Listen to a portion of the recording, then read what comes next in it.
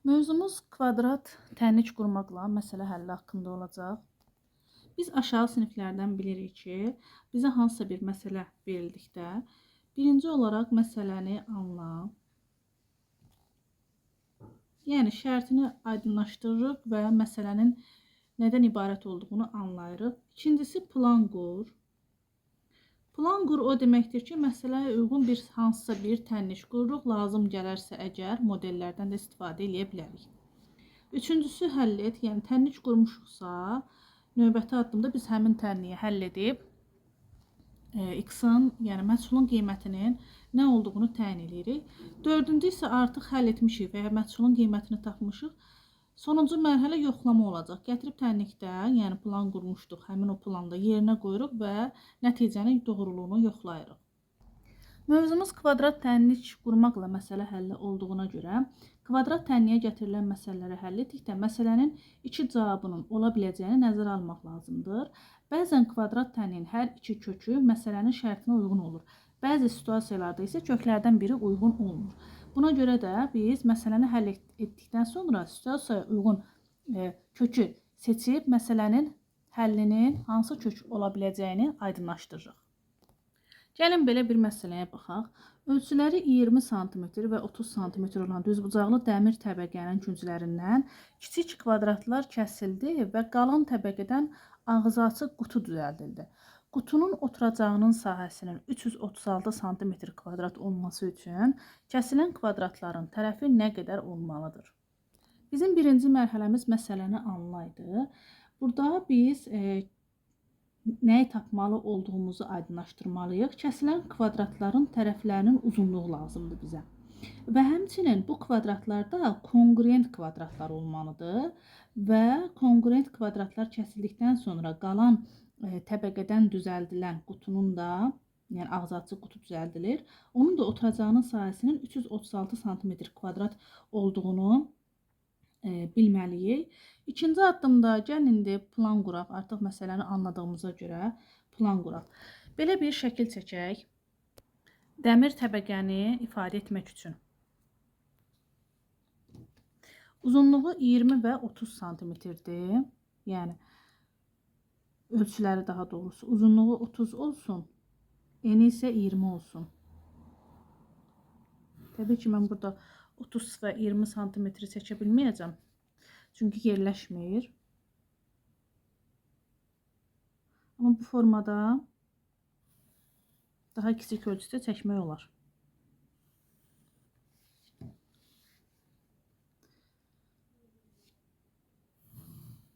Baxın, bunun uzunluğu olsun 30, eni isə olsun 20 cm. Hər tərəfdən, hər küncdən, baxın 4 küncü var. Bu, bura, bura və bura. 4 küncünün dördündən də kongruent kvadratlar kəsilib çıxarmalıdır. Baxın, indi onu görün necə götürək. Bu kongruent kvadratları gəlin götürək 1 cm-lik olsun. Məsələn. Və yaxud da daha kiçik də ola bilər. Yarım santimetrlik olsun.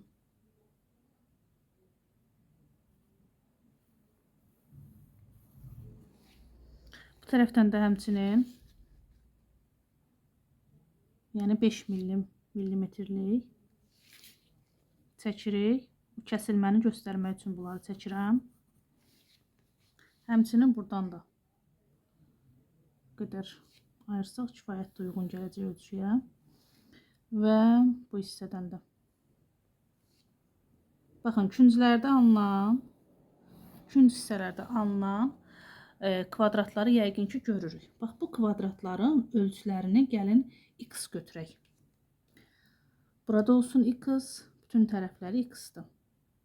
Burada x, burada x, x, x, x, x, x. Çünki kongruent kvadratlardır. İndi bu hissələri silək ki, yəni onlar kəsilib çıxarıldı. Baxın, o artıq yerləri sildim ki, yəni kəsilmələri aydın görəsiniz. Kvadratlar kəsildilər, çıxarıldılar və bu formada bir dəmir təbəqə qaldı. Bunun eni 20 cm-dir, eni 20 cm-dir, uzunluğu burada da 30 cm-dir, burada 30 cm-dir və əgər hər tərəfdən x cm azaldılsa, bax buradan da x azaldılıb, buradan da x azaldılıb. Deməli, eni nə qədər olmalıdır? Eni olacaq 20 çıxılsın 2x. Çünki x ilə x-in cəmi 2x eləyir. Uzunluğu bəs nə qədər olmalıdır? 30 çıxılsın, hər tərəfdən x kəsilibsə, yəni buradan da x götürülüb, buradan da x götürülüb. Toplayanda 2x eləyər. Biz bunları bir-birinə vuranda, bax bunları bu dəmir təbəqəni istifadə eləyib ağzı açıq formada qutu düzəldirlər. Həmin qutunun oturacağının sahəsi 336-dır. Biz də bilir ki, düzbucaqlı formasında olan fiqurun sahəsini tapmaq üçün eyni uzunluğuna vurulmalıdır. Yəni nə etməliyəm? Buradakı eni və uzunluğu bir-birinə vurmalıyam. 20 çıxılsın 2x vurulsun 30 çıxılsın 2x bərabərdir. Sahəsi də 336 olmalıdır. Artıq planımızı qurduq. Plan həm şəkil çəkdik, model çəkdik, həm də tənliyimizi qurduq. Üçüncü mərhələdə nə etməliyik? Bunu həll etməliyik. Yəni tənliyimizi həll edək. Mötərizələri vurub açmaq lazımdır. 20-ni 30-a vuranda eləyər 600 çıxılsın. 20-ni 2x-a vuranda 42x, mənfi 2x-a 30-a vuranda mənfi 60x, mənfi 2x-a vuranda müsbət 4x-in kvadratı. Bərabər 336-ya. 4x-in kvadratını birinci yazaq ki, kvadrat tənliyin yazılışına uyğun gəlsin. Mənfi 40, mənfi 60 toplayanda bizə verir mənfi 100x. 100-dən də çıxaram 336-nı eləyər 264. Bərabər 0. Burada biz bütün hədlərini 4-ə bölə bilərik ki, tənliyimiz sadələşsin. X kvadrat çıxılsın 25x üstə gəl 66 alınır bərabər 0. Köklərinin cəmi 25, hasili isə 66 olan ədədlər hansı ədədlərdir? 3 və 22-dir. Ki, toplayanda bunları 25 eləyir. Bunlar əvvəlki mövzularda izah etmişəm. Hasilləri isə 66 eləyir. Baxın, biz burada görürsünüz 2 cavab aldıq. Dərs izahının əvvəlində dediyim kimi. Amma bu 2 cavablardan x bərabərdir 22 sm bizim məsələmizə uyğun deyil. Yəni, məsələnin həllinə uyğun deyil. Bu yazırıq, ola bilməz. Niyə ola bilməz? İndi onu da göstərəcəm. Çünki 20 çıxılsın 2x idi, düzdürmü? İndi o birisinin üzərini də göstərək. 30 çıxılsın 2x idi. 20-dən çıxaq 2 vurulsun 2-ni, yəni 20 çıxılsın 44. Bu bizə mənfi bir ədəd verir. Tərəf mənfi ola bilər, ola bilməz. Onun üçün də 22-ni götürə bilmərik. Həmçinin 30 çıxılsın 2 vur 22 bizə verəcək 30 çıxılsın 44 mənfi 14. Bu da ola bilməz. Tərəfimizin uzunluğu mənfi ola bilmədiyinə görə biz burada 22 cavabını götürə bilmərik. Deməli ki, cavabımız nə olacaq? X bərabərdir 3. Yəni, kəsilən kvadratın tərəfinin uzunluğu 3 cm olacaq. Artıq həll etdik, cavabımızı aldıq. Növbəti mərhələdə, yəni sonuncu 4-cü mərhələmiz nədən ibarət idi? 4-cü mərhələmiz məsələnin yoxlanılması idi. Gəlin yoxlayaq. 20 çıxılsın 2 vurulsun 3. 30 çıxılsın 2 vurulsun 3. Çünki qiyməti 3 aldıq. Bərabərdir 336 yazıram. 20 çıxılsın 3'ü 2-yə vuranda 6 vurulsun. 30 çıxılsın 3'ü 2-yə vuranda 6 bərabər 336-ya. Daha sonra 20-dən çıxanda 6-nı eləyər 14. 30-dan 6 çıxanda 24 bərabər 336-ya. 14-ü də 24-ə vuranda elə 336 eləyir. Deməli 336-ya bərabərdir. Bu da oldu yoxlama mərhələsinin doğruluğunun isbatı. Sağ tərəf sol tərəfə bərabər olduğuna görə bu deməkdir ki, biz cavabımızı doğru almışıq. İndi ikinci bir nümunəyə baxaq. Televizorun qiyməti hər dəfə əvvəlki qiymətin eyni faizi qədər artırıldı. İlkin qiyməti 400 manat olan televizorun qiyməti 2 dəfə artımdan sonra 441 manat oldu. Televizorun qiyməti hər dəfə neçə faiz artdı? Birinci mərhələdə məsələni anlayırıq. Bu məsələdə biz nəyi tapmalıyıq? Nəyi bilməliyik? Hər dəfə televizorun qiymətinin neçə faiz artdığını tapmalıyıq və həmin bu artımın nə qədər olmasını bizdən soruşduğunu bilməliyik və bilməliyik ki, ilkin qiymət 400 manatdır, 2 dəfə qiymət artımından sonra isə qiymət gəlib olub 441 manat. İndi plan quraq, belə eləyək. Televizorun qiyməti hər dəfə x faiz artıraq. O zaman birinci artımdan sonra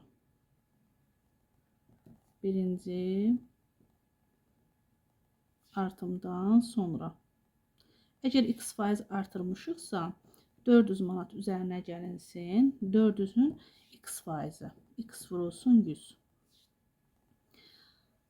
Bu da bərabərdir 400 və 100 100'ə ixtisar gedirlər. Burada 1, burada 4 qalır. Yəni 400 üzərinə gəlinsin 4x olacaq. Birinci artımdan sonra. İndi ikinci artıma baxaraq. Baxaq. İkinci artım da yenə ikinci artımdan sonra.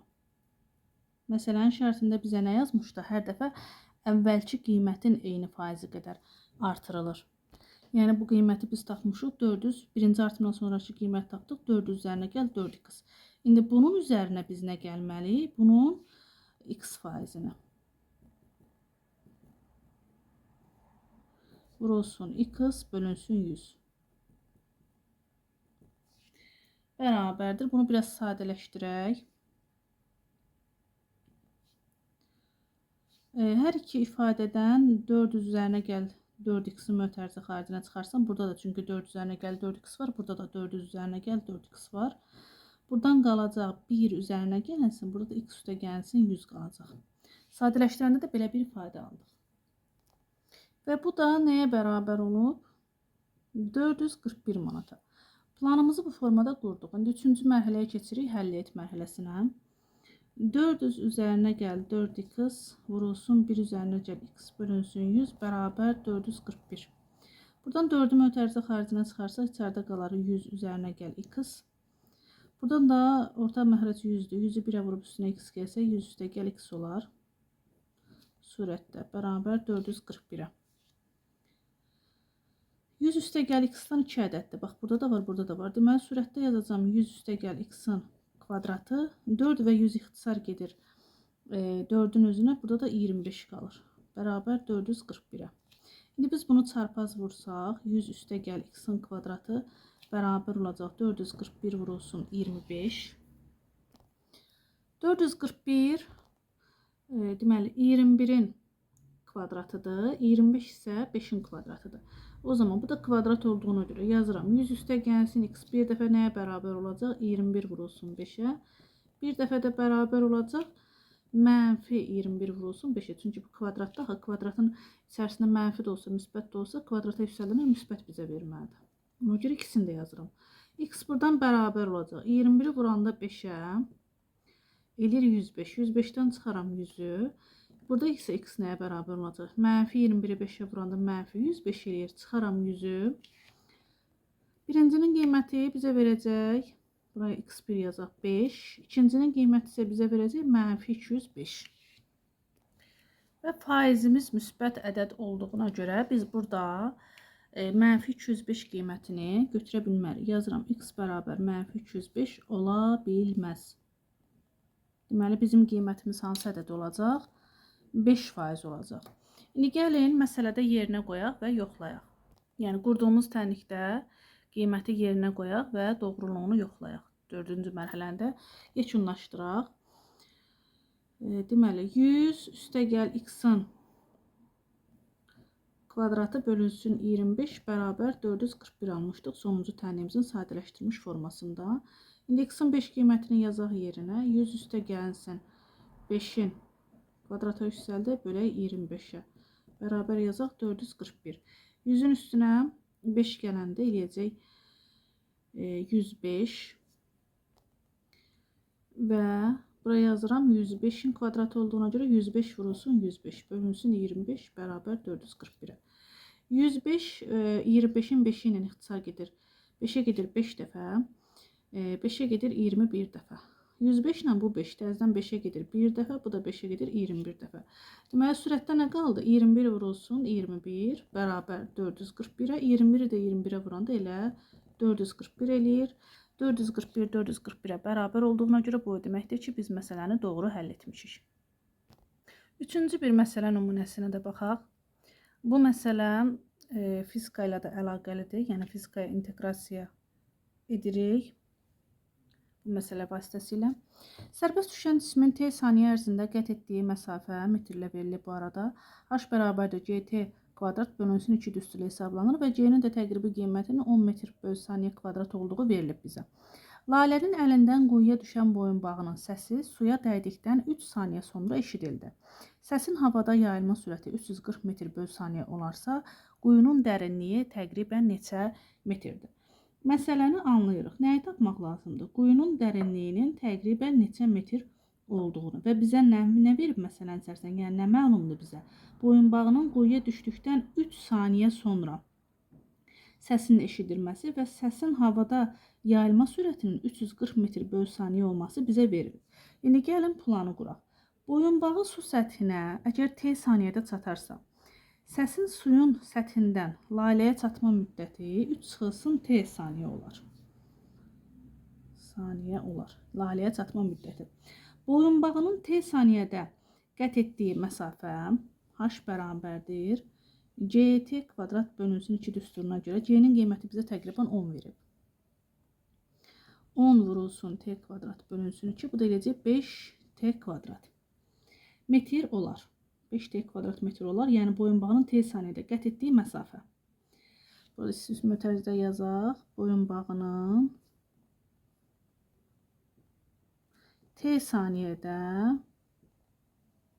qət etdiyi məsafə.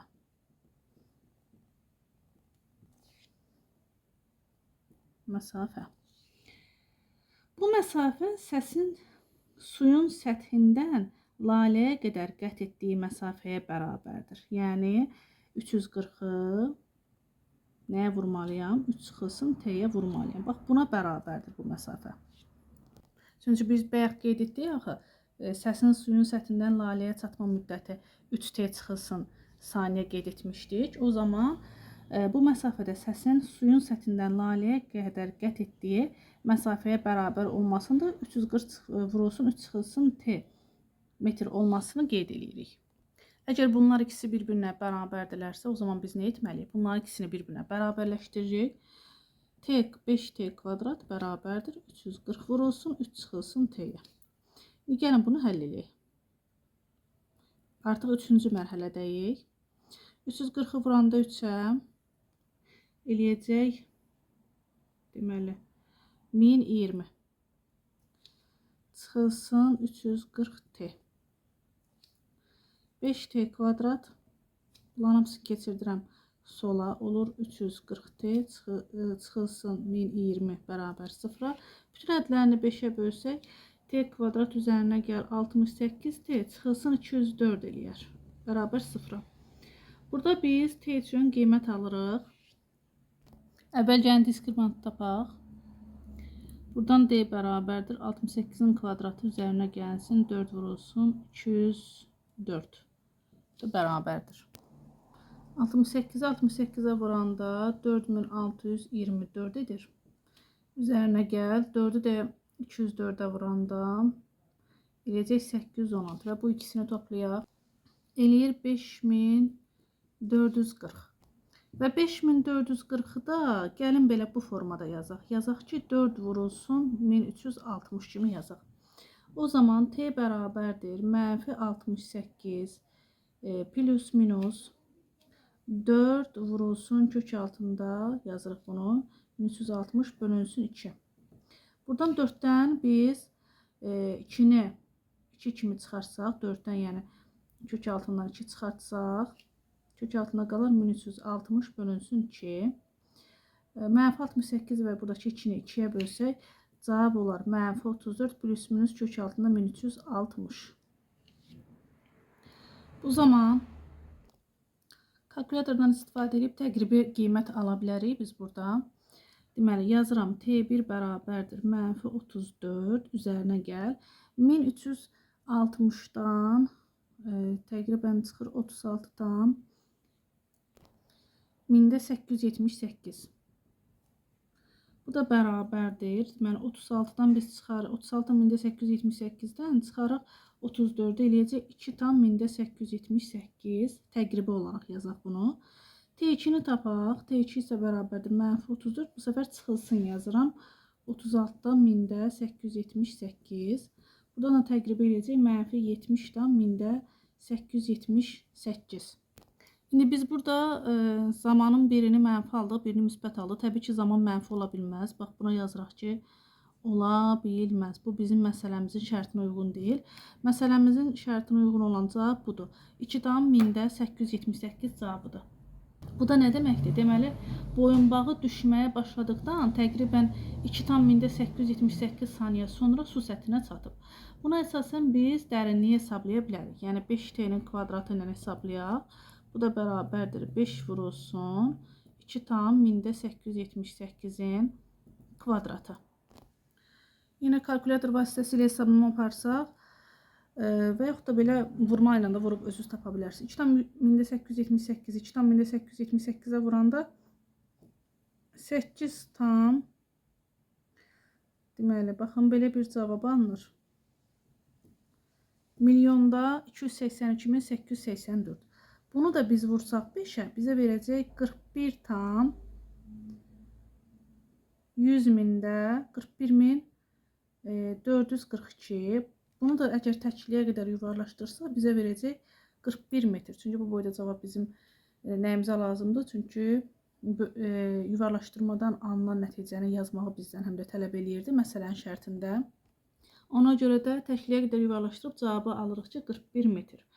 Yəni quyunun dərinliyi təqribən 41 metr olacaq. Dördüncü mərhələsi artıq yoxlama mərhələsidir. Yoxlama mərhələsini gəlin tətbiq eləyək. Məsələmiz necə idi? 5t kvadrat bərabərdir 340 vurulsun 3 çıxılsın t idi.